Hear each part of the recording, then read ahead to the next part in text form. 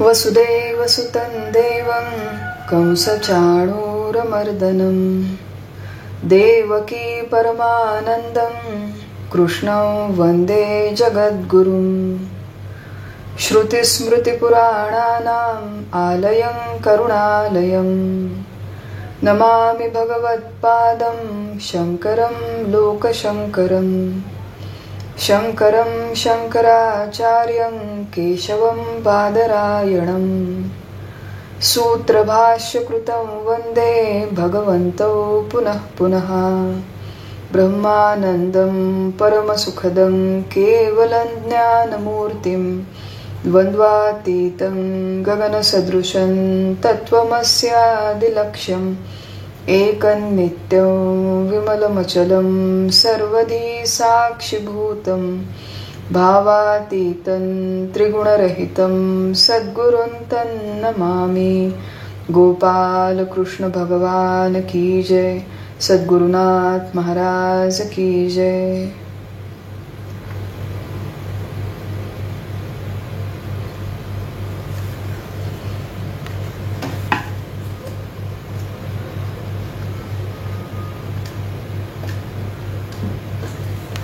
सर्वप्रथम भगवान श्री गोपाळ कृष्णांच्या चरणी वंदन करते। जगद्गुरु श्रीमद आदी शंकराचार्यांना वंदन करते। या ग्रंथाचे ग्रंथकर्ते पूजनीय विद्यारण्य स्वामी यांना वंदन करते। आपले सद्गुरु परमपूज्य डॉक्टर काका आणि आपले आचार्य परमपूज्य मंदाताई गंधे यांना सादर सविनय प्रणाम करते। आपणा सर्व श्रोत्यांना अभिवादन करते आणि पंचदशी ग्रंथातील द्वैत विवेक प्रकरणाचे शेवटचे जे अंतिम काही श्लोकांचा समूह आहे त्याचा आपण आज विचार करू, अभ्यास करूया। द्वैत विवेक जीवनामध्ये आपल्याला पदोपदी जे द्वैत अनुभवाला येतं त्याच्या संदर्भात विवेक, त्या संदर्भात विचार करणं या ग्रंथामध्ये आपला सुरू आहे। का करायचा द्वैतासंबंधीचा विचार? कारण की जोपर्यंत द्वैत आहे तोपर्यंत भय, चिंता आणि शोक हे आपल्या जीवनात आहेत। कुठल्या ना कुठल्या पद्धतीने हे भय, ही चिंता आपल्या जीवनात अभिव्यक्त होत राहील। नुकतंच काही दिवसांपूर्वी एक आर्टिकल वाचनामध्ये आलं, मृत्यू संदर्भात तो लेख होता आणि त्याच्यामध्ये लिहिलं होतं, डेथ इज अ ग्रेट लेव्हलर। मृत्यू हा सर्वांना समान करतो। प्रत्येक व्यक्ती जेव्हा मृत्यू पावते तेव्हा ती जणू समानच असते, कारण की राजाचाही मृत्यू होतो, भिकाऱ्याचाही मृत्यू होतो, श्रीमंताचाही होतो, गरिबाचाही होतो। अशा अर्थाने त्यांनी डेथ इज अ ग्रेट लेव्हलर अशा प्रकारचा तो लेख लिहिला होता। आणि पुढे त्याच्यामध्ये असं लिहिलं होतं की एखाद्या व्यक्तीचा जेव्हा मृत्यू होतो तेव्हा तो कशा प्रकारे विचार करतो, कशा प्रकारे त्याची मनस्थिती असते, यावरून त्या व्यक्तीची श्रेष्ठता ठरते। आणि बऱ्याच लोकांना जसा जसा मृत्यू जवळ येतो तसं तसं तत्वज्ञान सुचतं, तसं तसं तत्वज्ञान पचायला लागतं। विशेषतः आपण भारतीय समाजामध्ये जन्माला आलेलो आहोत, परंतु पाश्चात्य देशांमध्ये मृत्यूचा आणि मृत्यू समयी एखादी व्यक्ती कसा वागते याचा विचार देखील केलेला आहे। त्या लेखामध्ये एक गोष्ट होती, ती छोटीशी गोष्ट बघू आणि पुढे जाऊया आपण। द्वैताचा विचार का करायला हवा? कारण की द्वैत आहे तोपर्यंत मी देह आहे हा भाव आहे, जग सत्य आहे हा भाव आहे, आणि मी देह आहे असं वाटतं तोपर्यंत मृत्यूचं भय आहे। मग मृत्यूच्या संदर्भात एक पूर्वीच्या काळी एक राजा होऊन गेला, प्रसिद्ध राजा, त्याचं नाव होतं अलेक्झांडर, सिकंदर, ज्याला आपण जगज्जेता सिकंदर म्हणायचो, अलेक्झांडर द ग्रेट। खूप मोठं राज्य केलं। 20व्या वर्षी त्यांनी जाऊन बऱ्याच देश जिंकले, ग्रीस, इजिप्त वगैरे। एवढं सगळं राज्य जिंकल्याच्या नंतर, साम्राज्य भोगल्याच्या नंतर जेव्हा त्याच्या मृत्यूची वेळ जवळ आली तेव्हा अगदी मृत्यूच्या काही दिवस आधी त्यांनी सांगितलं की माझ्या 3 इच्छा आहेत। माझा मृत्यू झाल्याच्या नंतर माझी शवपेटी जेव्हा तुम्ही स्मशानापर्यंत घेऊन जाल तेव्हा पहिली इच्छा अशी की ज्या डॉक्टरांनी माझा इलाज केला त्यांनी आपल्या खांद्यावर ही शवपेटी घेऊन मला स्मशानामध्ये जावं, ही पहिली इच्छा। आतापर्यंत मी जीवनात जेवढं काही कमावलेलं आहे ते महालापासून स्मशानापर्यंत जो रस्ता आहे त्या रस्त्याच्या दोन्ही बाजूला ते धन पसरून ठेवावं, ही दुसरी इच्छा। आणि तिसरी इच्छा त्यांनी सांगितली की शवपेटीमध्ये जेव्हा तुम्ही माझा मृतदेह ठेवाल तेव्हा त्याचे दोन्ही हात शवपेटीच्या बाहेर काढून ते खुले मोकळे दोन्ही बाजूंना हवे अशा पद्धतीने स्मशानामध्ये घेऊन जा. लोकांना आश्चर्य वाटलं, थोडं कुतूहल वाटलं की अशा प्रकारच्या इच्छा राजाने का व्यक्त केल्या. त्याचं त्याला कारण विचारल्यावर त्यांनी कारण सांगितलं की ही जी अंत्ययात्रा आहे हे बघून लोकांना जाणीव झाली पाहिजे की जगातला कितीही मोठा जरी डॉक्टर असेल तरी एकदा आपला अंतिम क्षण जवळ आला की जगातला सगळ्यात मोठा डॉक्टर सुद्धा आपल्याला वाचवू शकत नाही. ही पहिली गोष्ट. जेवढं काही आपण या जगामध्ये कमावलेलं आहे, प्रत्येक वस्तू, प्रत्येक धन, कपडा, दागिने, यातली एकही गोष्ट आपल्याबरोबर स्मशानापर्यंत येत नाही हे दाखवून देण्यासाठी हे धन रस्त्यावरती पसरून ठेवा. हे दुसऱ्या इच्छेचं कारण. आणि तिसरी त्यांनी सांगितली की खाली हात आया है, खाली हात जाएगा. मोकळ्या हाताने मी या जगामध्ये आलो आणि मोकळ्या हाताने माझा मृत्यू होईल. आता हे जे काही तत्वज्ञान आहे ते त्या जगत जे त्या सिकंदरला आपल्या जीवनाच्या शेवटी शेवटी फक्त सुचलं. आणि अशा वेळेस त्या लेखामध्ये लिहिलं होतं की किती मोठा तो तत्वज्ञ होता. आता हे बरोबर आहे, परंतु अशा प्रकारचं हे जे तत्वज्ञान आहे बाहेरच्या बऱ्याच देशांमधलं, विचार पद्धतींमधलं, ते केवळ मृत्यूपर्यंत येऊन थांबतं, विनाशापर्यंत येऊन थांबतं.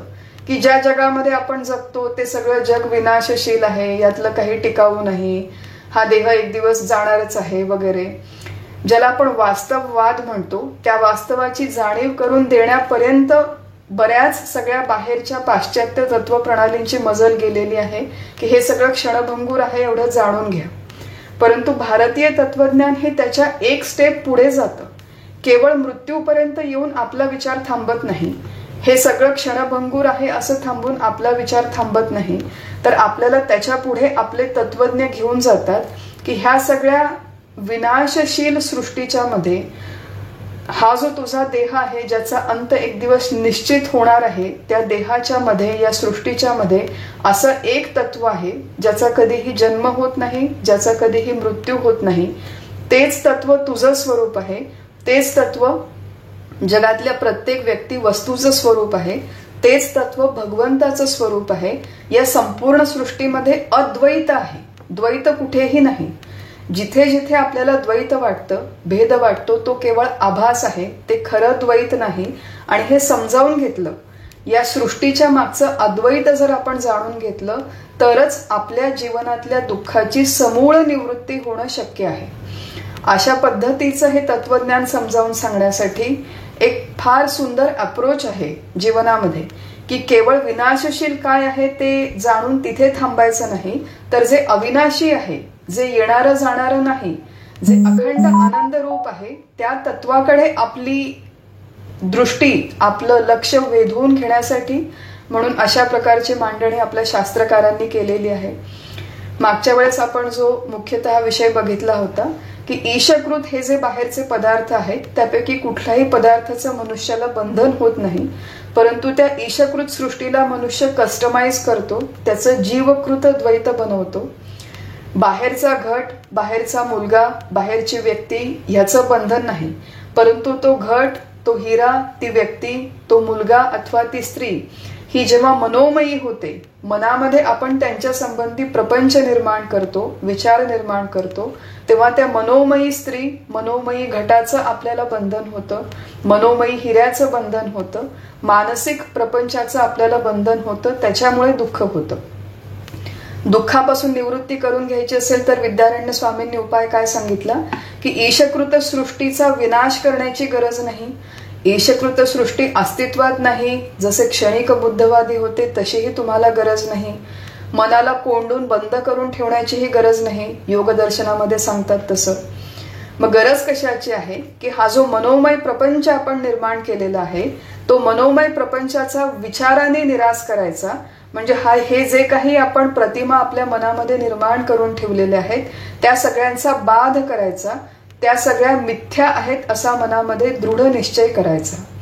मनामधला घट, मनामधला हिरा, मनामधली कार, सगळ्या व्यक्ती, वस्तू ज्यांनी आपल्याला मनामध्ये बांधून ठेवलेलं आहे त्या सगळ्या व्यक्ती वस्तूंचा बाध करायचा, त्यांच्या संदर्भात दृढ मिथ्यात्व निश्चय करायचा. असा एक अप्रोच विद्यारण्य स्वामींनी सांगितला. आणि जीवकृत द्वैतामध्ये त्यांनी दोन प्रकार केले, की एक आहे शास्त्रीय द्वैत, एक आहे अशास्त्रीय द्वैत. शास्त्रीय द्वैत म्हणजे मी शिष्य, कोणीतरी माझे गुरु, त्यांनी मला एक साधना सांगितली, ती आता मी करते, आता मी बद्ध आहे, आता माझी प्रगती झाली, आता मी मुक्त झाले. हा जो सगळा प्रपंच आहे याला शास्त्रीय जीवकृत द्वैत म्हटलं आहे. आणि अशास्त्रीय द्वैतामध्ये मुख्यतः दोन विभाग सांगितले, तीव्र अशास्त्रीय द्वैत आणि मंद अशास्त्रीय द्वैत. तीव्र अशास्त्रीय द्वैतामध्ये आपल्याला सांगितलं की आपल्या मनामध्ये जे काही काम क्रोधादी विकार आहेत ते म्हणजे तीव्र अशास्त्रीय जीवकृत द्वैत, आणि मनोरथांसारख्या ज्या गोष्टी आहेत त्याला मंद जीवकृत अशास्त्रीय द्वैत म्हणतात. थोडीशी किचकट भाषा वाटू शकते, परंतु त्याच्या मागच्या संकल्पना समजण्यासाठी अगदी सोप्या आहेत. आणि 51व्या श्लोकापर्यंत येताना विद्यारण्य स्वामींनी सांगितलं की मनुष्य जीवनमुक्त जरी झाला, जीव ब्रह्मैक्याचा त्याला प्रत्यक्ष अनुभव जरी आला, तरी त्याच्यानंतर सुद्धा द्वैताचा त्यागच करावा. आता द्वैताचा त्याग करावा म्हणजे हे जग सोडून कुठेतरी निघून जावं असा त्याचा अर्थ नाही. तर या सृष्टीमध्ये आपण जे अद्वैत बघायला शिकलो आहोत ती आतली पारमार्थिक दृष्टी ही नंतरही कायम ठेवावी. अद्वैताचा अनुभव येण्यासाठी, मोक्ष प्राप्ती होण्यासाठी, जीवनमुक्तीसाठी त्याच्या आधी द्वैताचा निराश करणं जसं आवश्यक आहे, तसं मुक्त झाल्याच्या नंतर सुद्धा द्वैताचा निराशच करणं आवश्यक आहे.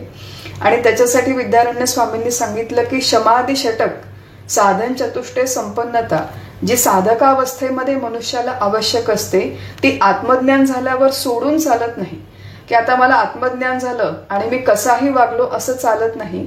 आणि हाच जो विषय आहे 51व्या श्लोकाचा, तो पुढे 52व्या श्लोकापासून, आता आपण 52 ते 56 हा श्लोकांचा समूह बघू, त्याच्यामध्ये हाच विषय पुढे अजून विस्ताराने कंटिन्यू होतो.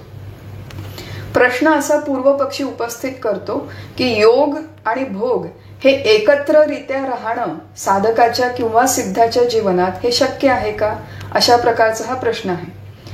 पूर्वपक्षी म्हणतो की तुमच्या सांगण्यानुसार मोक्ष महत्वाचा आहे, मोक्ष मिळाला पाहिजे, त्याच्यासाठी द्वैताचा निराश झाला पाहिजे, सगळं मान्य आहे.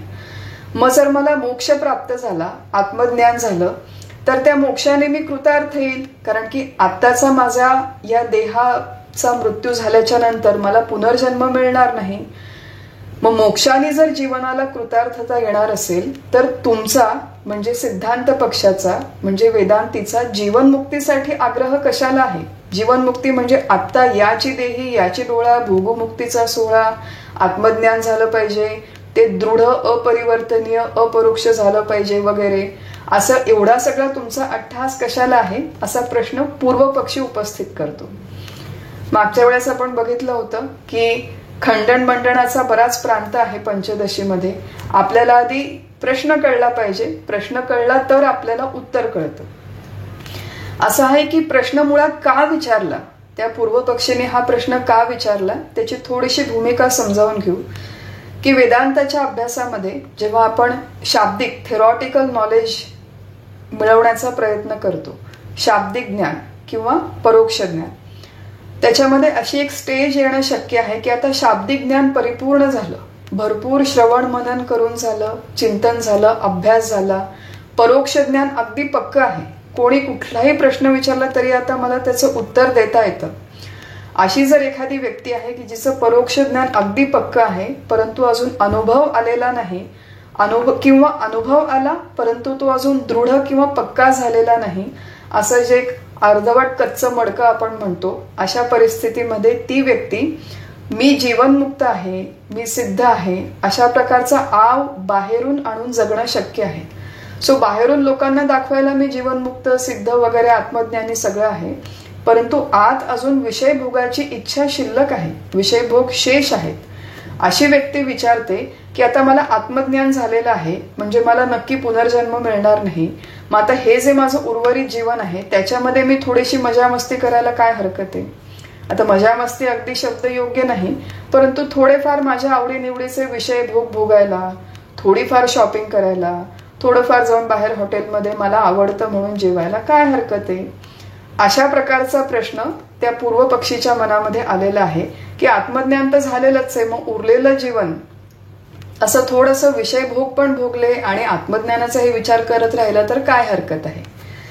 असं आहे की मी देह नसून मी अनंत असीम परमात्मा आहे असा प्रत्यक्ष अनुभव येणं आणि त्या अनुभवामध्ये आपलं उर्वरित जीवन जगणं याला जीवनमुक्ती म्हणतात. वेदांताचा भर जसा मोक्षावरती आहे तसाच तेवढाच किंबहुना त्याच्यापेक्षा जास्त भर हा जीवनमुक्तीवर आहे.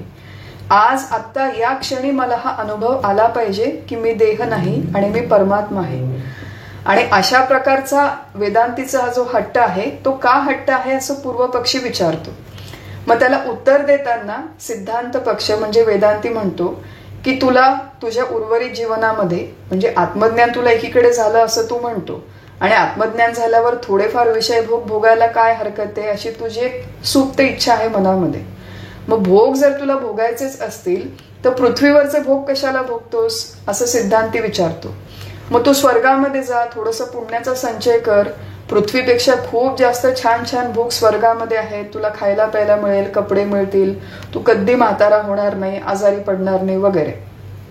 अशा प्रकारे थोडंसं हेटाळणीच्या स्वरूपात उत्तर इथे वेदांतीने दिलेलं आहे की आत्मज्ञान झाल्यावरतीही भोग हवे असतील तर मग तू स्वर्गामध्ये जा, इथे पृथ्वीवर कशाला राहतो. असं आहे की हा प्रश्न पूर्व पक्षीने ज्या मानसिकतेतून विचारला याचा अर्थच असा आहे की अजून मडकं पक्क झालेलं नाही, कच्चं मडकं आहे. म्हणून बघा जे अधिकृत गुरु आहे वेदांतामधले ते आत्मज्ञानाच्या पंथावरती शिष्याला नेताना खूप हळूवार ग्रॅज्युअली स्टेप बाय स्टेप नेतात.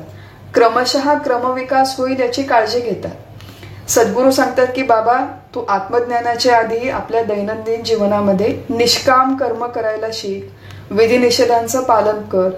जरी तुझ्या वाट्याला भोग आले तरी ते भोग भोगताना देवाचं भगवंताचं चिंतन कर. राम म्हणे ग्रासो ग्रासी तोची जेविला उपवासी. जेवताना भोग भोगताना नामस्मरणात राहून ते भोग तुला तुझे इंद्रिय कोंडण्याची गरज नाही, परंतु जे काही कर्म करतो ते ईश्वरार्पण बुद्धीने कर. मी याचा करता नाही, देव माझ्याकडून करून घेतो हे मानून घे. राम म्हणे भोगी त्यागी कर्म न लिंपे तया अंगी.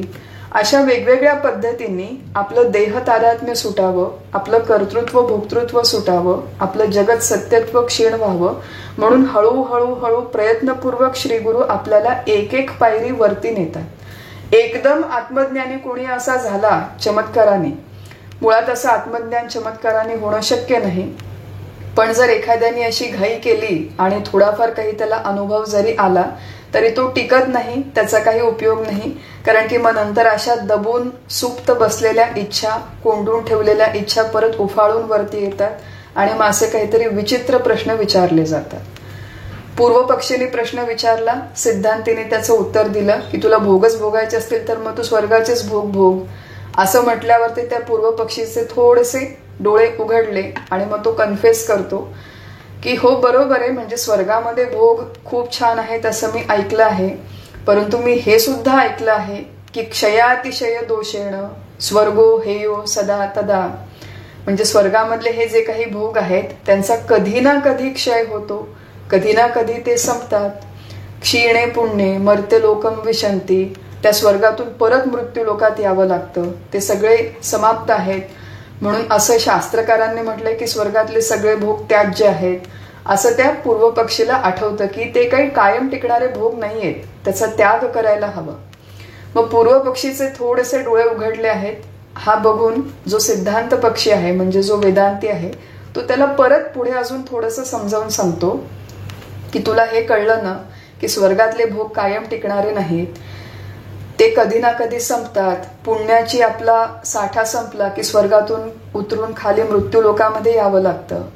मग स्वर्गातल्या भोगांमध्ये जे काही दोष आहेत किंवा जेवढे काही दोष आहेत त्याच्यापेक्षा कितीतरी जास्त पटींनी दोष या पृथ्वी लोकावरच्या विषयांमध्ये आहेत. तुझ्या मनामध्ये हे जे काही जीवकृत द्वैत, बघा आपण दोन प्रकार बघितले होते, एक आहे तीव्र आणि एक आहे मंद.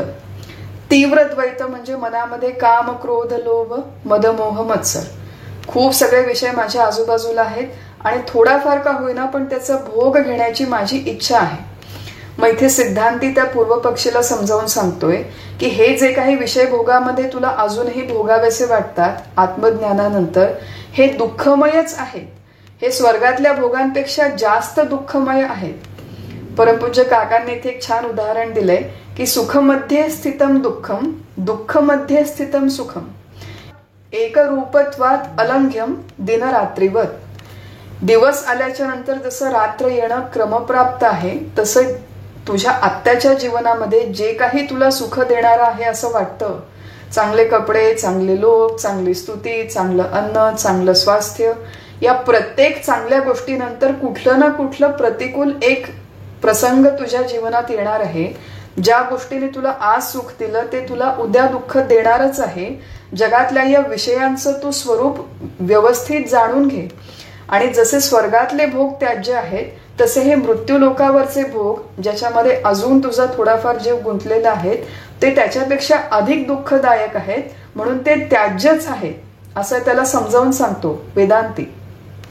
आणि पुढे हीच गोष्ट अजून समजावून सांगणं चाललं आहे की कामादीन निशेषम न जहासी चेत, की जीवनमुक्तीनंतर जे कामादी विकार आहेत, काम, क्रोध, लोभ, मनामध्ये हे जे 6 विकार दडून बसलेले आहेत, त्याचा निशेष त्याग जीवनमुक्तांनी केला पाहिजे, संपूर्ण त्याग केला पाहिजे.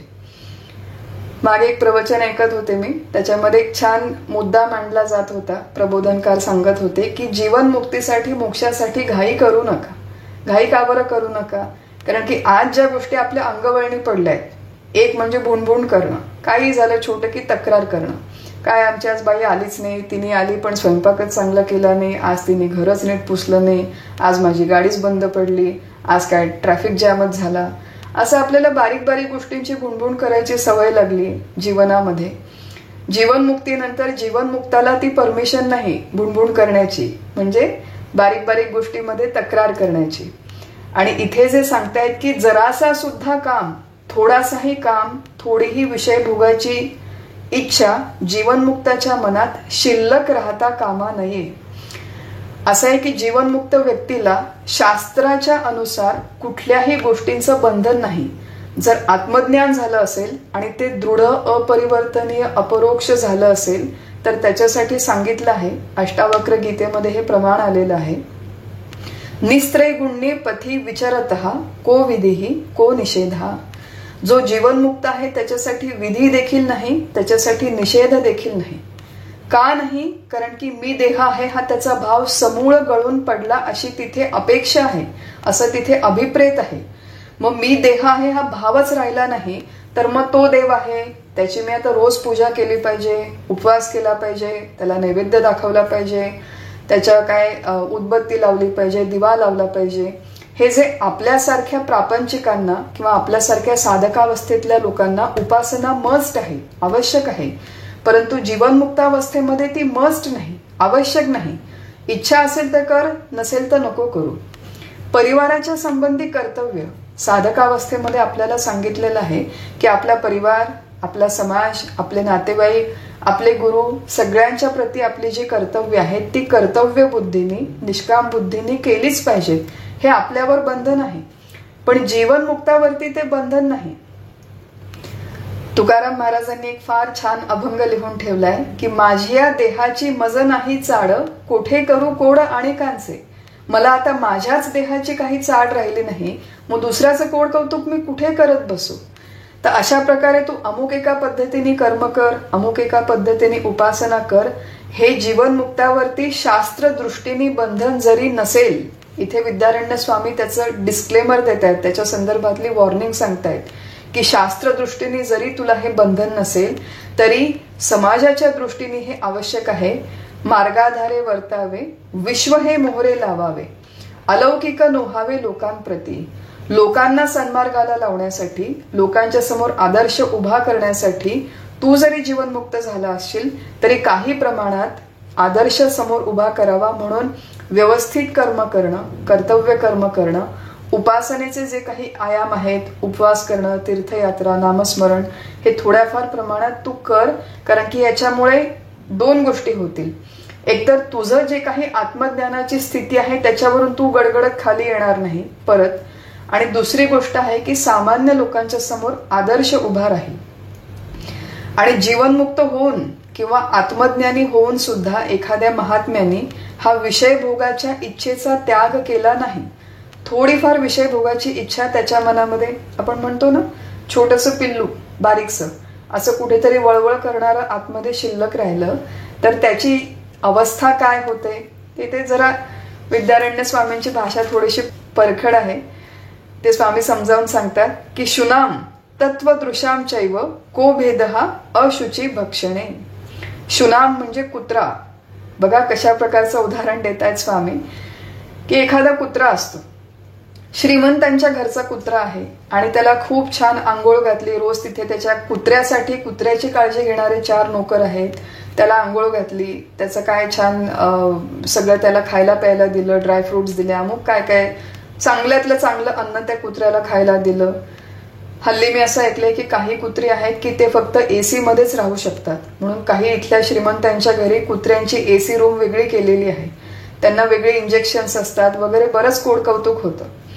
पण एवढं सगळे भोग वाटायला आले, एवढी सगळी श्रीमंती वाटायला आली तरी ते मुळात कुत्रच आहे. बाहेर कुठेतरी उकिरड्यावर काहीतरी घाण टाकलेली आहे, त्याचा याला वास आला की लगेच सुंगत सुंगत बाहेर जातं की उकिरड्यावरची घाण त्याला खावीशी वाटते म्हणून तो बाहेर जातो. त्याची उपमा इथे विद्यारण्य स्वामी देतात की तू जीवनमुक्त आहेस, आत्मज्ञानी आहेस, एवढं मोठं जीवनमुक्तीचं वैभव तुझ्या वाट्याला आलेलं आहे आणि आता कुठलं तरी फुटकळ सुख की मला हॉटेलमध्ये खायचंय, मला शॉपिंग करायची, मला सिनेमा बघायचा आहे, त्याच्यात तू काय मागे लागतोस, त्याच्यामध्ये अजून तू काय धन्यता मानतोस. अशा प्रकारचा एक थोडासा कान पकडणी त्यांनी आपली केलेली आहे. आणि थोडंसं स्ट्रॉंग शब्दांमध्ये इथे विद्यारण्य स्वामी समजावून सांगतात की आत्मानुभव जर आला असेल, तो खरंच आला असेल आणि तो खरंच तुला टिकवायचा असेल याच्या पुढे, तर मनामध्ये विषयभोगांच्या संदर्भातल्या सगळ्या इच्छा समूळ नष्ट होणं आवश्यक आहे. जीवनमुक्तीनंतर त्या सिद्धाची, त्या सिद्ध व्यक्तीची विहित म्हणजे चांगल्या भोगांकडे सुद्धा प्रवृत्ती होणं अपेक्षित नाही. निषिद्ध भोगांकडे तर नाहीच नाही, परंतु जे विहित भोग आहे, शास्त्रमान्य भोग आहेत, तिकडे सुद्धा प्रवृत्ती होणं अपेक्षित नाहीये, असा सगळा विचार मांडतात. म्हणून जीवनमुक्तीनंतर, आत्मज्ञानानंतर द्वैताचा पूर्ण निराश झाला पाहिजे. तीव्र मंद दोन्ही द्वैतांचा निराश झाला पाहिजे. म्हणजे मनामधले कामादी विकार हे पूर्णपणे नष्ट झाले पाहिजेत. शमाधी संपन्न तो सिद्ध आधी सुद्धा हवा, नंतर सुद्धा हवा.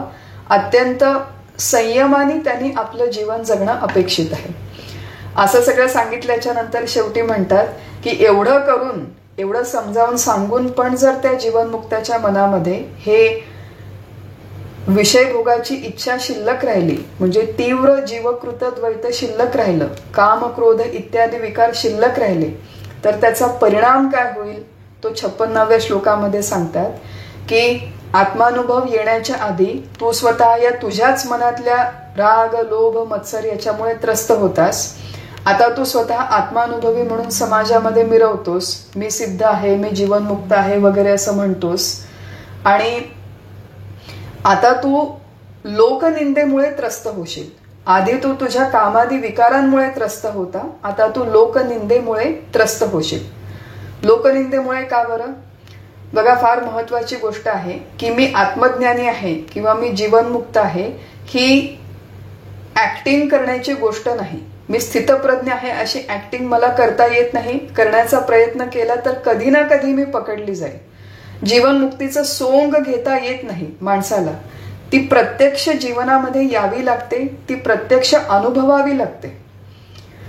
इंग्लिशमध्ये खूप छान म्हण आहे की you can fool some of the people all of the time. बघा, फार छान वाक्य आहे.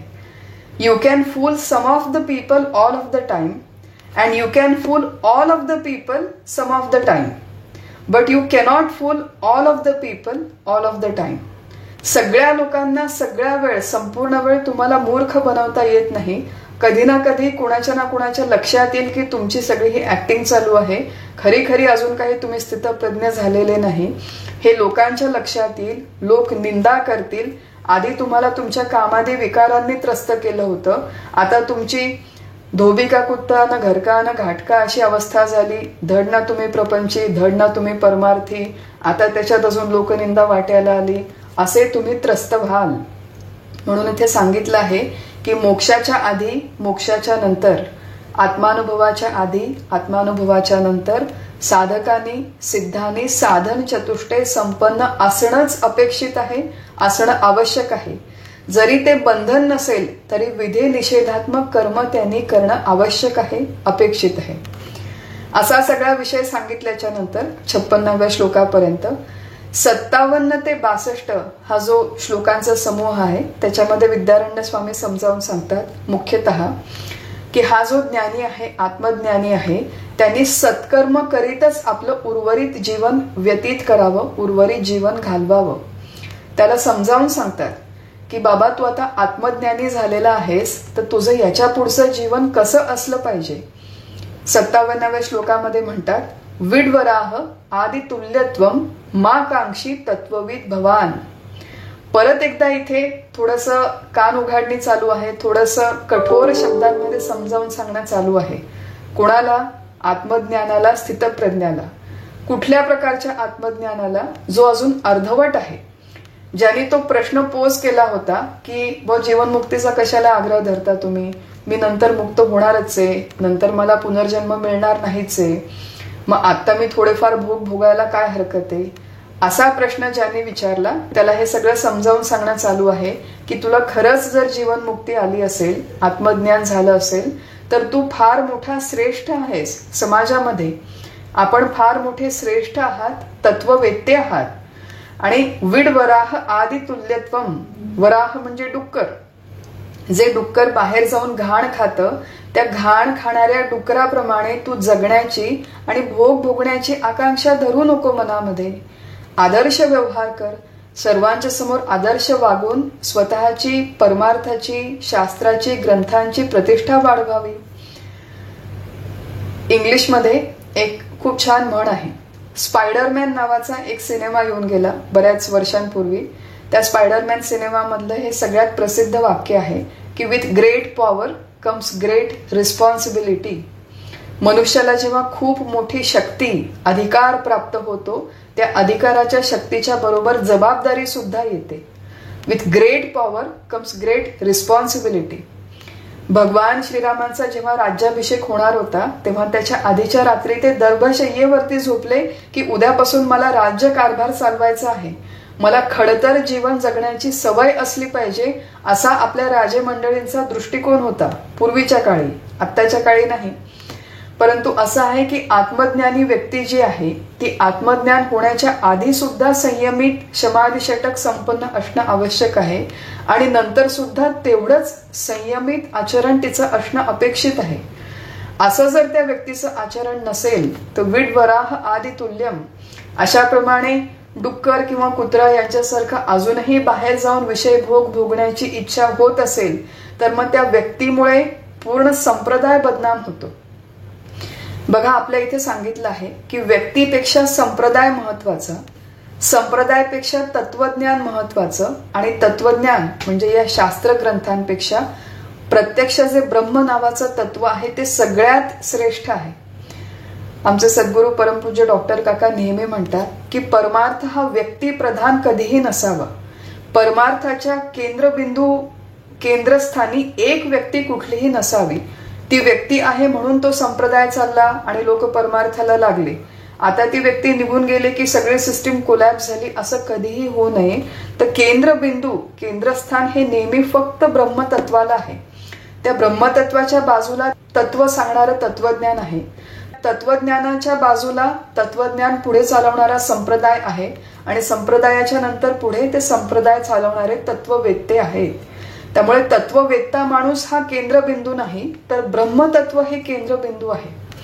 व्यक्तीकडून, तत्ववेत्याकडून चुका होऊ शकतात, संप्रदायामध्ये घोटाळे होऊ शकतात, तत्वज्ञानाच्या ग्रंथामध्ये कदाचित कधी काही कमी जास्त लिहिलं जाऊ शकतं. आणि बऱ्याचदा असं आहे बघा की एखाद्या व्यक्तीने घोटाळा केला, एखादे, आजकाल आपण खूप सगळ्या बातम्या वाचतो वर्तमानपत्रांमध्ये की महाराज आहेत, महाराजांनी काहीतरी कांड केलं, या आश्रमामध्ये काहीतरी घोटाळा झाला, भ्रष्टाचार झाला. आणि अशाच बातम्यांना आपल्या प्रसार माध्यमांच्या मध्ये फार मोठं कव्हरेज दिलं जातं. म्हणून इथे महत्वाची जबाबदारी सांगितली आहे की एक व्यक्ती जेव्हा चुकीचं वागते तेव्हा त्याच्यामुळे पूर्ण क्षेत्र, पूर्ण संप्रदाय, पूर्ण परमार्थ बदनाम होतो. आणि मनुष्याचं असं आहे बघा, एका डॉक्टरनी भ्रष्टाचार केला म्हणून आपण हॉस्पिटलमध्ये जायचं थांबवतो का? एका वकिलाने भ्रष्टाचार केला म्हणून आपण न्यायालयात जायचं थांबवतो का? एका कुठल्या तरी प्रोफेसरने किंवा शिक्षकाने घोटाळा केला म्हणून आपल्या मुलांना आपण शाळेत पाठवत नाही, असं कधी होतं का? मग बाहेरच्या सगळ्या क्षेत्रांमध्ये घोटाळे करणारे लोक आहेत, भ्रष्टाचार करणारे लोक आहेत, तरी आपण त्या त्या क्षेत्रांचा आपल्याला आवश्यक तसा वापर करून घेतो. तसं परमार्थामध्ये देखील क्वचित कोणीतरी असे घोटाळा, भ्रष्टाचार करणारे, गडबडणारे लोक असू शकतात, पण त्या एका माणसामुळे पूर्ण परमार्थ बदनाम होत नाही. किंवा आपण त्या परमार्थाला सोडून दिलं, त्याग केला, असं होऊ नये म्हणून दोन्ही बाजूने हा श्लोक समजावून घ्यायचा की जो आत्मज्ञानी व्यक्ती आहे, जीवनमुक्त आहे, त्यांनी समाजामध्ये राहताना, वागताना अत्यंत जबाबदारीने वागावं. हा जीवनमुक्ताकडचा भाग झाला. आणि समाजाच्या दृष्टीने एका व्यक्तीने किंवा एका संप्रदायामध्ये घोटाळे झाले त्यामुळे पूर्ण क्षेत्राला आपण आपल्याकडून बदनाम करू नये, अशी सगळी एक विचार प्रणाली इथे विद्यारण्य स्वामी आपल्या समोर ठेवतात. आणि मग मनामधलं जे द्वैत आहे, जीवकृत तीव्र अशास्त्रीय द्वैत, म्हणजे काम, क्रोधादी जे 6 विकार आहेत त्यांचा त्याग करण्यासाठी काही उपाय आहेत का? आणि ते उपाय इथे सांगणं चालू आहे की काम्यादी दोष दृष्ट्याद्यहा 58व्या श्लोकामध्ये म्हणतायत की तुम्हाला जर तुमच्या मनातील हे जे काही विकार आहेत की मला काहीतरी छान खायचंय, मला काहीतरी छान घालायचंय, मला काहीतरी छान बघायचंय, खूप गप्पा मारायच्या आहेत, या सगळ्या गोष्टींचा जर तुम्हाला खरंच त्याग करायचा असेल तर त्याचा एक उपाय इथे विद्यारण्य स्वामींनी सांगितलाय की दोष दृष्टीने या सगळ्या विषयभोगांकडे बघा. दोष दृष्टीने बघा म्हणजे प्रत्यक्ष विषयाचा त्याग करू नका, प्रत्यक्ष विषय भोगाचा त्याग करू नका. दोषदृष्टी म्हणजे केवळ एवढंच लक्षात घ्या की हा जो काही भोग आज आपल्या वाट्याला आलेला आहे हा कायम टिकणार नाही. चविष्ट पदार्थ मुद्दाम खाणं बंद करायची गरज नाही, परंतु आज मला रसमलाई खायला मिळाली आणि फार सुरेख, कोणाच्या तरी घरी गेले, फार छान रसमलाई केली. आपलं असं आहे की त्याच्यानंतर पुढे 10 वर्षे 10 वेगवेगळ्या ठिकाणी मला बोलवलं आणि 10 वेगवेगळ्या लोकांनी रसमलाई केली, तरी मी असं म्हणते की ती जी मी रसमलाई खाल्ली होती ना त्यांच्या घरी, तशी मला परत कधी खायला मिळाली नाही. हे जे आपलं जुन्या कुठल्या तरी भोगाला चिकटून बसणं आहे आणि तेच भोग तसेच मला वारंवार मिळावं ही जी अपेक्षा आहे, ही आपल्या रिअल लाईफमध्ये कधीही पूर्ण होणं शक्य नाही. कुठलाही भोग लिमिटेड वेळेपुरता आपल्या वाट्याला येतो, काही काळ टिकतो, काही काळाच्या नंतर निघून जातो. कुठलेही भोग आपल्या आयुष्यात कायम कधीही टिकणार नाही. हा विषयांचा एक दोष फक्त मनातल्या मनात लक्षात घ्या, तो लक्षात ठेवा आणि तो लक्षात ठेवून मग बाकी सगळे भोग भोगले तरी हरकत नाही. त्यामुळे दोषदृष्टी विकसित करणं हा एक उपाय विद्यारण्य स्वामी सांगतात. मग आता इथे सांगितलं इथपर्यंत की ठीक आहे, जीवकृत द्वैत आहे, त्याच्यामध्ये एक तीव्र द्वैत आहे, एक आहे मंद द्वैत. तीव्र द्वैतामध्ये येतात काम, क्रोधादी विकार. त्यांच्यापासून जर मुक्ती हवी असेल तर मग इथे एक उपाय सांगितला की तुम्ही दोषदृष्टी विकसित करा. सपोज ती आम्ही विकसित केली, सपोज ती सगळं विषयभोगांची आमच्या इच्छा नष्ट झाल्या आणि आता सगळं स्थिर स्थावर झालं, त्या पूर्व पक्षीच्या डोक्यामध्ये अजून एक शंका आली की कामादी विकार निवृत्त झाले, ठीक आहे, तीव्र द्वैत निवृत्त झालं, ठीक आहे, पण जे मंद द्वैत आहे, ज्याला आपण मनोरथ म्हणतो, डे ड्रीमिंग म्हणतो, तेवढं मनामध्ये राहायला काय हरकत आहे? म्हणजे मनातल्या मनात प्रत्यक्ष मी रसमलाई खाणार नाही, पण मनातल्या मनात असं बसल्या बसल्या विचार करेन की अहो किती छान ना, आता काही दिवसांनी आपण बाहेर जाऊ, मग त्या अमुक अमुक ठिकाणी रसमलाई खूप छान मिळते, ती आपण रसमलाई खाऊ. आणि हे झालं छोटंसं उदाहरण. मनोरथ सहसा अशी छोट्याशा गोष्टींची नसतात, अशा मोठ्या मोठ्या गोष्टींचे मनोरथ आपल्या मनामध्ये चालू असतात. ती मंद द्वैत ज्याला म्हटलेलं आहे की अंबानींचं घर, अंबानींच्या काय मुलाचं लग्न बघितलं की लगेच आपल्याला हे वाटतं की किती छान ना, असं माझं मोठं घर असेल तर किती छान वाटेल, माझ्याकडे पण असे खूप सगळे नोकर असावेत, त्यांनी येऊन सगळे माझी कामं करावीत. असे 2 तास मनोरथ रचण्यामध्ये निघून जातात आणि कधी आपलं आयुष्य या मनोरथांच्या मध्ये निघून जातं काही आपल्याला कळत नाही. इथे पूर्व पक्षी विचारतो की बाहेरचे विषय भोग, बाहेरच्या विषयभोगांच्या इच्छा, ते सगळं काम क्रोध खूप तीव्र असतं, त्याने त्रास होतो, घसरगुंडी होते, मान्य आहे. परंतु मनातल्या मनात असे थोडेफार विषयांचे भोग घ्यायला काय हरकत आहे? मनातल्या मनात त्यांचा विचार करायला काय हरकत आहे? म्हणजे मंद द्वैत मनात असायला काय हरकत आहे? असा प्रश्न पूर्वपक्षी विचारतो. आणि मग वेदांती त्याच्यावर परत उत्तर देतो की बाबा रे, तू मनातल्या मनात अशी मनोरथ रचत बसला, असे कुठले तरी मोठे मोठे भोग आठवून त्याचा मानसिक भोग घेत बसला, तर त्याच्याने सुद्धा तुझी कधी ना कधी घसरगुंडी होणं शक्य आहे. भगवद्गीतेमधला प्रसिद्ध श्लोक आहे, ध्यायतो विषयान पुंसः संगस्तेषु उपजायते संगात संजायते कामः वगैरे. मोठी घसरण सांगितलेली आहे भगवंतांनी स्वतः, की विषय आपण प्रत्यक्ष प्राप्त केले नाही, त्या विषयांचा जरी भोग भोगला नाही, तरी सतत मनामध्ये त्या संदर्भातलं ध्यान राहिलं, ध्यायतो विषयान पुंसः, तर त्याचा परिणाम म्हणून त्या विषयांचा संग, त्याच्या भोगाविषयी आसक्तीची इच्छा मनामध्ये निर्माण होते. आज मला जेवढा पगार मिळतो त्याच्यामध्ये एक छोटी कुठली तरी साधी कार घेणं मला शक्य आहे. पण आमच्याकडे कॉलनीमध्ये सगळ्यांनी कोणी कोणी ईव्हीज घेतलेला आहे, कुणाकडे BMW आहे, कुणाकडे मर्सिडीज आहे. मग रस्त्याने चालताना मला सारखं वाटतं की काय हो बघा, आमची जुनी कार आहे, सेकंड हँड, 15 वर्ष झाली, तीच कार मी अजून वापरतोय, खटारा झाली आता. बघा लोकांच्याकडे किती मोठ्या मोठ्या लक्झुरी कार्स आहेत. पण BMW घेण्याचे पैसे आहेत का माझ्याकडे? नाही. मर्सिडीज घेण्याचे पैसे आहेत का? नाही. पण डोक्यामध्ये सारखी BMW असं जर तो ध्यान करत बसला, तर एक दिवस त्याची आसक्ती निर्माण होईल. मग काही दिवसांनी, काही महिन्यांनी, काही वर्षांनी लक्षात येईल की कितीही धडपड केली तरी एवढे पैसे आपल्याकडे नाही. मग सगळ्या लोकांच्याकडे आहे पण माझ्याकडे BMW नाही.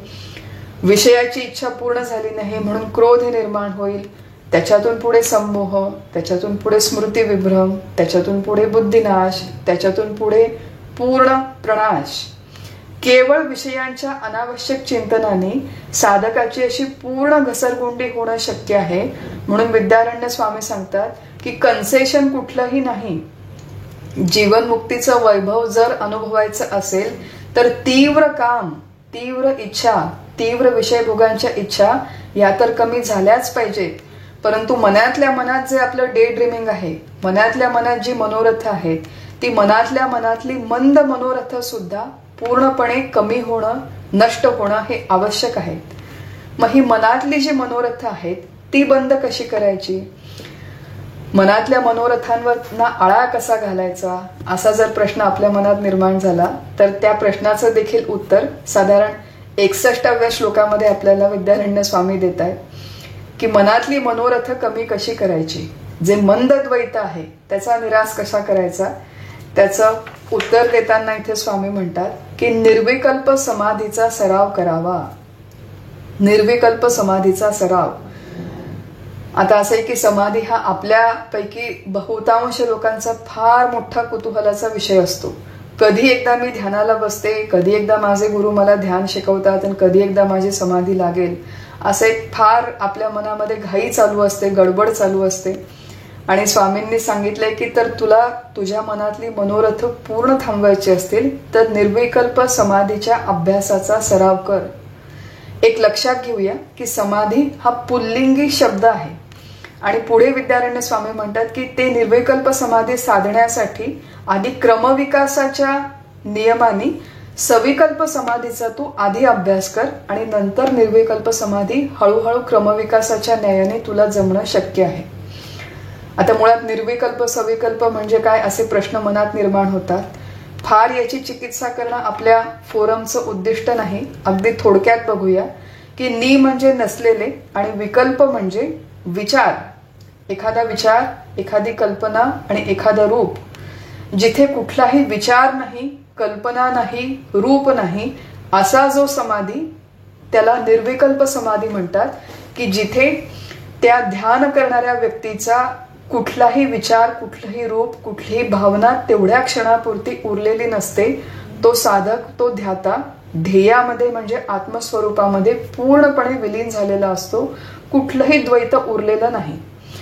निर्विकल्प समाधीचा अभ्यास करताना देव, मूर्ती यांचं आलंबन, प्रतिमा, आधार न घेता जो समाधी साधला जातो किंवा ज्या समाधीमध्ये काही काळ काही क्षण राहता येतं तो हा निर्विकल्प समाधी आहे. याच्यामध्ये अंतःकरण पूर्णपणे आत्मस्वरूपामध्ये विलीन झालेलं असतं. अंतःकरण नाही म्हणजे मन देखील नाही, मन नाही म्हणून मनामध्ये संकल्प नाही, संकल्प शांत, मनोराज्य नाही, कुठल्याही कामना नाही, बाहेरच्या विषयांच्या नाही, आतल्या विषयांच्या नाही, असा सगळा हा निर्विकल्प समाधीचा अतिशय उच्चतम शिखर आहे हे. आणि आपल्याला जी एवढी घाई झालेली असते की कधी एकदा माझी समाधी लागेल, आपल्याला अजून 5 यम म्हणजे काय माहिती नाही, 5 नियम म्हणजे काय माहिती नाही, अर्धा तास एका जागी शांत मांडी घालून बस म्हटलं तर ते आपल्याला जमत नाही, 50 वेळेस आपण चुळबुळ करतो. मग अशी आपल्यासारख्यांची जी एक प्रिलिमिनरी स्टेज आहे हे विद्यारण्य स्वामींना चांगली माहिती आहेत. ते म्हणतात की बाबा कदाचित तुला निर्विकल्प समाधी जमणार नाही, मग आधी तू सविकल्प समाधीचा अभ्यास कर. स म्हणजे सहित आणि विकल्प म्हणजे विचार किंवा कल्पना किंवा रूप, म्हणजे अशी एखादी समाधी की जिथे मनामध्ये एक कुठला तरी विचार, एक कुठलं तरी रूप किंवा भाव असतो. ध्यान करताना जेव्हा साधक समोर एखादा आलंबन ठेवून ध्यान करतो, एखादा रूप किंवा एखादा मंत्र, प्रतिमा किंवा कुठला तरी तत्वज्ञानाचा एक विचार, याच्या आधाराने जेव्हा साधक ध्यान करण्याचा प्रयत्न करतो, मन केंद्रित करण्याचा प्रयत्न करतो, मन एकाग्र करण्याचा प्रयत्न करतो, तो सगळा सविकल्प समाधीचा प्रांत आहे. सविकल्प समाधी जर साधला तर त्याच्यामध्ये मन स्थिर होतं, एकाग्र होतं, पण ते कुठल्या तरी विषयाशी, कुठल्या तरी मंत्राशी, कशाशी तरी जोडलेलं असतं. रामाचं ध्यान करत असू तर रामावरती ते केंद्रित असतं. अशा प्रकारे मन एकाग्र करणं आणि आत्मज्ञानाच्या दिशेने वाटचाल करणं हा सविकल्प समाधी हा पहिला टप्पा आहे. मग मनामधली मनोरथ थांबवायचे असतील तर बाकी कुठले निर्विकल्प समाधी वगैरे अशा मोठमोठ्या उड्या न मारता आधी शांतपणे जे आपल्या सगळ्या संतांनी सांगून ठेवलं आहे की ठाईच बैसोनी करा एक चित्त, आवडी अनंत आळवावा. आवडीने आणि प्रेमाने नामस्मरण करायला शिक आणि नाममंत्राच्या माध्यमातून तू आधी एकाग्र व्हायला शिक. तेच इथे विद्यारण्य स्वामींनी सांगितलंय साधारण 61व्या श्लोकामध्ये. आणि पुढे दुसरा उपाय सांगितला आहे की मनोराज्य तुला थांबवायचे असतील तर एक उपाय आहे सविकल्प समाधी आणि नंतर निर्विकल्प समाधीचा अभ्यास करणं. आणि दुसरा उपाय जो आहे तो 62व्या श्लोकामध्ये सांगितला आहे की धी दोष शून्येन एकांतवासीना दीर्घम प्रणवम उच्चार्य मनोराज्यम विलीयते. मनोराज्यानं विलीन करण्यासाठी धी दोष शून्येनं म्हणजे ज्या बुद्धीमध्ये कुठलेही दोष आता शिल्लक नाही अशी अत्यंत शुद्ध बुद्धी. आता शुद्ध बुद्धी आमची कशी होईल? निष्काम कर्म करा, निष्काम उपासना करा. कुठेही हे शब्द आपल्या परमार्थातले निघून जात नाहीत, आपल्याला सोडून जात नाहीत आणि आपल्याला भरकटू देत नाहीत. निष्काम कर्म झालंच पाहिजे, निष्काम उपासना झालीच पाहिजे. असं वर्षानुवर्ष प्रदीर्घ काळ केल्यावर जेव्हा तुझी बुद्धी शुद्ध होईल त्या शुद्ध बुद्धीने एकांतवासीना, एकांतवासात जो रमतो आणि पुढे काय दीर्घम प्रणवम उच्चार्य, प्रदीर्घ काळ प्रणवाचा म्हणजे ओंकाराचा उच्चार करतो त्या व्यक्तीला त्या एकांतवासात राहून शुद्ध बुद्धीने ओंकाराचा उच्चार म्हणजे जप केल्याने त्याची मनोराज्य थांबणं, मनोरथ कमी होणं, क्षीण होणं आणि हळूहळू पूर्णपणे नष्ट होणं शक्य आहे. एक आपण लक्षात घेऊया, मागे हा विषय झाला असेल किंवा नाही आठवत नाही. नुसत्या ओंकाराचा जप हा आपल्या शास्त्रामध्ये मुख्यतः संन्यासी लोकांसाठी सांगितलं आहे. ज्यांनी चतुर्थाश्रम संन्यास घेतला आहे अशा लोकांसाठी नुसत्या ओंकाराचा जप आहे. आपल्यासारखे प्रापंचिक जेव्हा जप करायला बसतात तेव्हा त्यांनी थोडा वेळ म्हणजे 10 वेळेस, 11 वेळेस, 21 वेळेस नुसता ओंकार म्हटल्याने काही फारसा त्रास नाही किंवा त्याचा दोष नाही. परंतु प्रदीर्घ काळ जर आपल्याला जप करायचं असेल तर ओमच्या बरोबर एखादा नाम मंत्र जो संप्रदायपूर्वक आपल्याकडे आला आहे, ओम नमः शिवाय किंवा ओम नमो भगवते वासुदेवाय, अशा प्रकारचे जे मंत्र आहेत ते प्रापंचिक साधकांसाठी जास्त संयुक्तिक आहे असा एक संकेत आहे. मग इथे जे विद्यारण्य स्वामींनी सांगितलं की मनोरथ थांबवण्यासाठी दुसरा उपाय म्हणजे एकांतवासामध्ये आधी रमणं शिकलं पाहिजे. आमचं असं आहे की आम्ही घरात एकटे राहिलो की आम्हाला आमचं घर खायला उठतं की कधी एकदा 4-5 लोकांना मी फोन करीन, 4-5 लोक माझ्या घरी येतील, मग आम्ही चहा कॉफी घेऊ, गप्पा मारू, सुखदुःखांच्या गप्पा मारू, ते त्यांचे सुखदुःख मला सांगतील, मी माझी त्यांना सांगेल. याच्यामध्ये जर आपलं मन रमत असेल तर मग हे इकडचं सगळं मनोराज्य थांबणं वगैरे हे शक्य नाही. मनोराज्य थांबण्यासाठी आपला आवश्यक तो प्रपंच व्यवसाय करून उरलेला जो काही वेळ आहे तेवढ्या वेळामध्ये मनुष्याने एकांतवासामध्ये रमणं आणि तिथे बसून शुद्ध चित्ताने, शांत चित्ताने प्रदीर्घ काळ जप करणं अपेक्षित आहे. ओंकाराचा विद्यारण्य स्वामींनी म्हटले, परंतु ओंकाराच्या बरोबर आपण नाममंत्राचा जप म्हणूया. असा केला तर हे जीवकृत मंदद्वैत, अशास्त्रीय मंदद्वैत म्हणजे मनोरथ हे देखील कमी होणं शक्य आहे. असा सगळा विस्ताराने विचार 62व्या श्लोकापर्यंत सांगितल्याच्या नंतर 63 ते 69 मध्ये विद्यारण्य स्वामी या पूर्ण प्रकरणाचा उपसंहार करतात. उपसंहार करताना जे मुख्य काही श्लोक आहेत, 5-7 श्लोक, हे योग वासिष्ठ या ग्रंथातले आहेत. योग वासिष्ठ या ग्रंथामध्ये वसिष्ठ मुनी भगवान श्रीरामाला बरेच सगळं जीवनविषयक अतिशय सुंदर तत्वज्ञान समजावून सांगतात. त्याच्यामध्ये वसिष्ठ मुनी म्हणतात सगळ्यात पहिल्यांदा, आता वसिष्ठ मुनींनी जे रामाला सांगितलं तेच इथे स्वामींनी कोट केलेलं आहे की जिते तस्मिन वृत्तीशून्यम मनस्तिष्ठती मूकवत.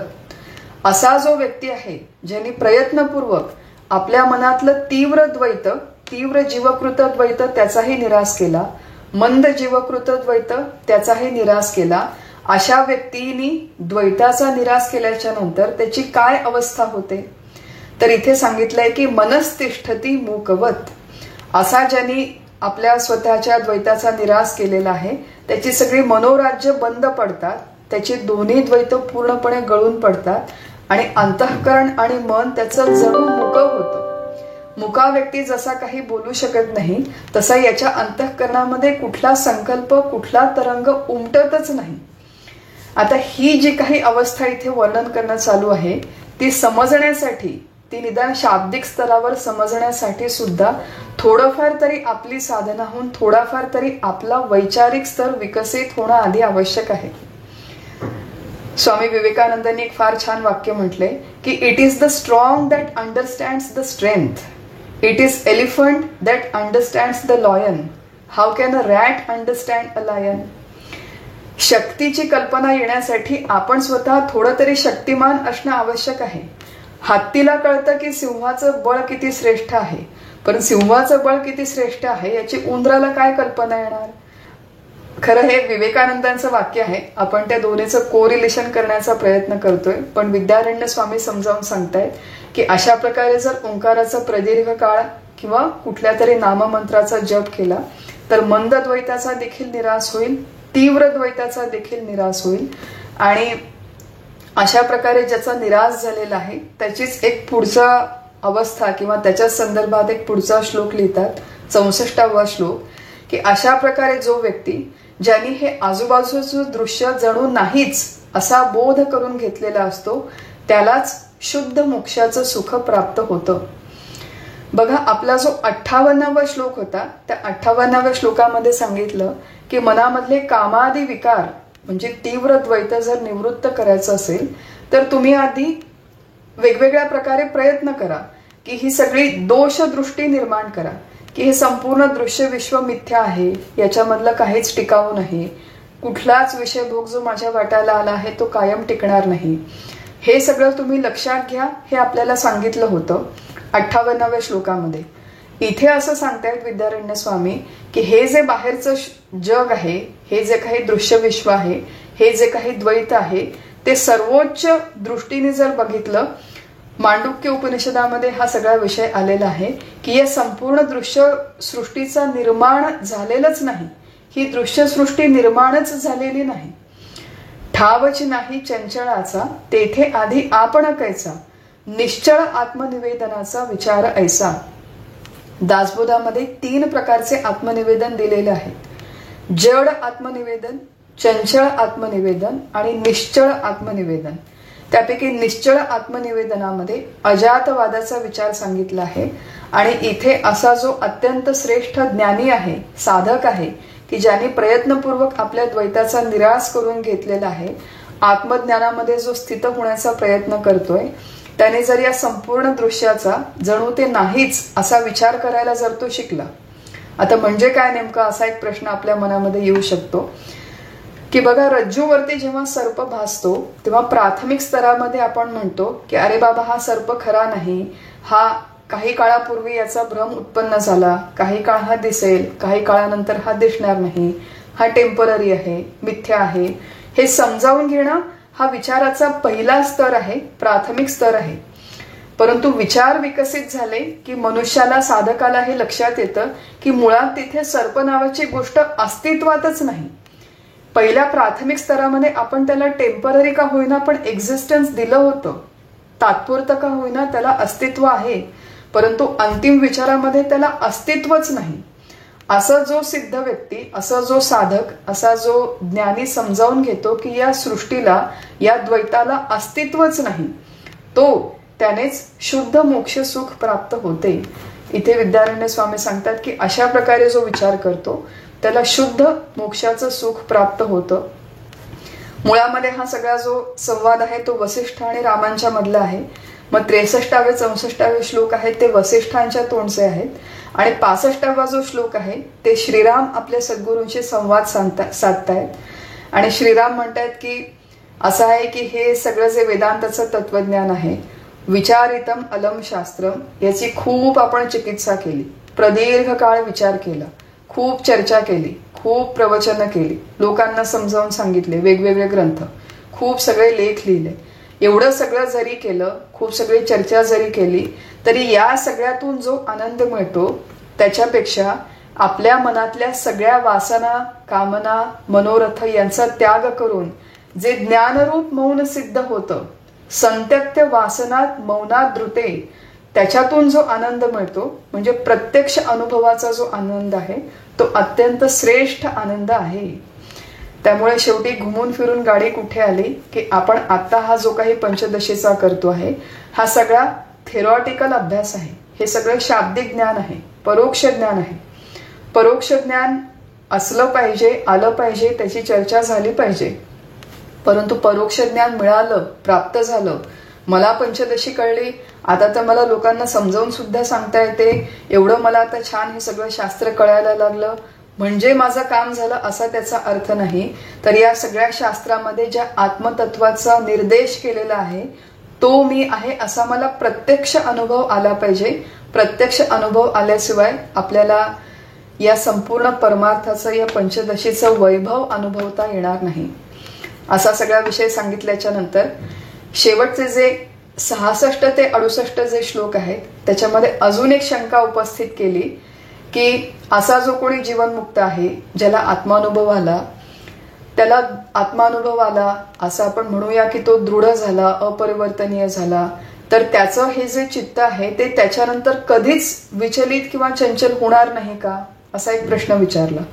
आणि त्याचं उत्तर देताना विद्यारण्य स्वामी म्हणतात की असा जर एखादा आत्मज्ञानी सिद्ध असेल तर क्वचित, बघा क्वचित, इथे कदाचित शब्द आहे श्लोकामध्ये 66व्या, की कदाचित म्हणजे क्वचित एखाद्या वेळेस विषयभोगांच्या मध्ये असताना त्याचं चित्त कधीतरी विचलित थोडं बहुत होणं शक्य आहे. परंतु असं त्याचं चित्त कितीही विचलित झालं तरी त्याला अखंड आत्मानुसंधानात राहण्याची सवय असल्यामुळे, आत्मस्थितीत परत आणण्याची सवय असल्यामुळे थोडा बहुत तो विचलित जरी झाला तरी तो स्वतःचं कोर्स करेक्शन करू शकतो आणि स्वतःला परत तो मूळ रस्त्यावर, मूळ आत्मस्थितीमध्ये आणू शकतो. नेहमीच्या सरावाने परत आत्मानुसंधानामध्ये जायला त्याला वेळ लागत नाही. त्यामुळे इथे तेवढा बफर दिलाय की क्वचित कधीतरी मन विचलित होणं शक्य आहे एखाद्या व्यक्तीचं, एखाद्या वेळेस. सगळ्या जीवनमुक्तांचं सगळ्या वेळेस मन विचलित होतं असं इथे नाही सांगितलं. क्वचित एखाद्या वेळेस एखाद्याचं मन विचलित होणं शक्य आहे. बघा, जीवनमुक्त जरी आला तरी प्रत्येक जण आपलं आपलं प्रारब्ध घेऊन येतो. एखादा जीवनमुक्त अत्यंत श्रीमंतीचे भोग भोगतो, एखादा अगदी गरीब असतो, एखादा कधी गरीब कधी श्रीमंत असा पुढे मागे होत राहतो. परमपूज्य काकांनी इथे विवेकानंदांचं उदाहरण दिलं आहे की विवेकानंदांना आपल्या जीवनामध्ये उपाशी सुद्धा राहावं लागलं आणि राजे रजवाड्यांच्याकडे त्यांना जेवण सुद्धा मिळाले. खूप मैल पायपीट सुद्धा करावी लागली आणि बोटीचा देखील प्रवास झाला. उत्कृष्ट आरोग्य देखील त्यांना लाभलं आणि डिसेंट्रीचा सुद्धा त्रास झाला. ज्ञानेश्वर महाराजांच्या सारख्या संतांच्या वाट्याला देखील समाजाची उपेक्षा आलेली आहे. त्यामुळे खूप चांगले भोग आणि खूप वाईट भोग जीवनमुक्ताला येणं शक्य आहे. क्वचित कदाचित कधीतरी त्यांनी त्यांचं चित्त विचलित होणं शक्य आहे. परंतु जे मुरलेले असतात ते परत स्वतःला आत्मानुसंधानामध्ये परत आणतात. हा एक भाग विद्यारण्य स्वामी सांगतात. आणि पुढे 67-68 मध्ये सांगतात की असा जो महात्मा जो जेव्हा त्याही अवस्थेच्या पलीकडे जातो की आता त्याचं चित्त कधीही विक्षिप्त होत नाही. कितीही भोग असतील, कितीही चांगले भोग असो, कितीही वाईट भोग असो, अनुकूल परिस्थिती असो, प्रतिकूल परिस्थिती असो, ज्याचं चित्त कधीही विक्षिप्त होत नाही. ज्ञान अज्ञान या संकल्पना ज्याच्या गळून पडलेल्या आहेत की आधी मी खूप अज्ञानी आहे असं वाटत होतं, आता मी खूप ज्ञानी आहे असं वाटायला लागलं, असा कुठलाच भाव आता ज्याच्या मनामध्ये शिल्लक नाही, असा जो व्यक्ती, असा जो सिद्ध, तो ब्रह्मविद ब्रह्मैव भवती. तो केवळ मी ब्रह्म आहे असा अनुभव घेत नाही, तर तो स्वतः प्रत्यक्ष ब्रह्म होऊन राहतो. एक फार छान इथे मुद्दा मांडलेला आहे विद्यारण्य स्वामींनी की तो प्रत्यक्ष ब्रह्म होऊन राहतो. म्हणजे त्या व्यक्तीचं, त्या सिद्धाचं, त्या महात्म्याचं जीवन कधीही तो चंचल नाही, कधीही विचलित नाही, अखंड आत्मानुसंधानात आहे. त्यामुळे केवळ सदेह ब्रह्म, देहासकट ते जीवनमुक्त महात्मे ब्रह्मरूप झालेले आहेत, ब्रह्मच झालेले आहेत. ब्रह्मविद ब्रह्मैव भवती. ब्रह्म जाणणारा प्रत्यक्ष ब्रह्म होतो. म्हणजे तो गायब होऊन जातो असं नाही, तर अखंड आत्मानुसंधानात असतो. तिथून तो कधीही विचलित होत नाही असा त्याचा अर्थ आहे. आणि तो विचलित झाला की नाही हे त्यांनी स्वतः किंवा इतरांनी कसं ओळखायचं, तर असं आहे की एक ज्ञानाचं लक्षण आहे, भगवान शंकराचार्यांनी सांगितलं आहे की पुनर्भोगेषु अदीनता. की एखादी भोग्य वस्तू त्याच्या वाट्याला आली, जेवढा वेळ आली तेवढा वेळ तो भोगेल. तो भोग चांगलाही असू शकतो, तो भोग वाईटही असू शकतो, अनुकूल प्रतिकूल असू शकतो. चांगला असेल तर हाच भोग असाच मला परत मिळावा अशी त्याची इच्छा नाही. मला अमुक पाहिजे असंही नाही, अमुक नको असंही नाही, जे मिळालं ते जास्त हवं असंही नाही, परत हवं असंही नाही, परत नको असंही नाही. एकदा जो भोग भोगला तो आत्मानुसंधानातच भोगला आणि तो भोग भोगल्याचं देखील स्मरण राहिलं नाही. असं विषयाचं पूर्णपणे ज्याला विस्मरण झालेलं आहे, अखंड जो आत्मस्थितीमध्ये राहतो, असा हा महात्मा कधीही विचलित होत नाही. आणि त्याचं वैभव म्हणजे ब्रह्मविद ब्रह्मैव भवती. अंतिम श्लोकामध्ये द्वैत विवेकाच्या विद्यारण्य स्वामी सांगतात की जीवन मुक्ते हे पराकाष्ठा जीवद्वैत विवर्जनात.